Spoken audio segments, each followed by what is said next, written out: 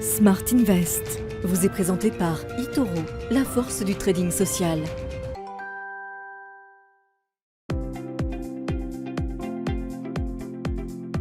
Bonjour, je m'appelle Antoine Fraissoulier, je suis responsable de l'analyse des marchés chez eToro et je vais vous expliquer ce qu'est une stratégie d'investissement.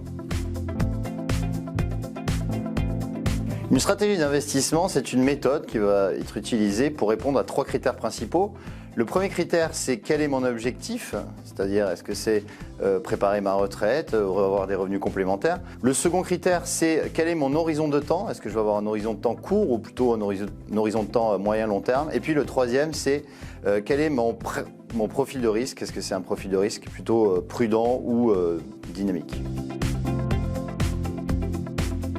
Définir sa stratégie d'investissement, on va se poser 4 questions. La première question, c'est quel est mon objectif? Est-ce que mon objectif, c'est financer mes études, préparer ma retraite ou avoir des revenus complémentaires? La deuxième question, c'est quel support d'investissement choisir? Est-ce que je vais choisir plutôt les actions, les crypto-monnaies, les devises, les matières premières? La troisième, c'est quel est mon horizon de temps? Est-ce que je vais avoir un horizon de temps court, c'est-à-dire je vais faire du scalping ou du day trading, ou alors un horizon de temps moyen-long terme, avec par exemple du buy and hold. Et puis la dernière question, c'est le profil de risque.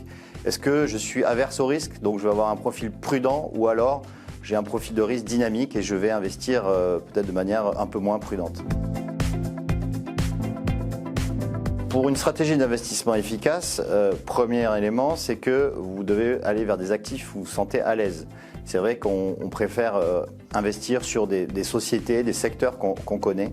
Et ça, il faut peut-être le privilégier. Le deuxième, c'est allonger son horizon de temps. C'est vrai que c'est plus rémunérateur d'investir dans la durée. C'est vrai que le court terme est moins rémunérateur. Et puis, le troisième, c'est diversifier son patrimoine, diversifier son portefeuille. On ne met pas tous ses œufs dans le même panier, donc c'est vrai qu'il est préférable d'investir peut-être sur des actions de différents types ou même diversifier via des matières premières ou même des ETF par exemple.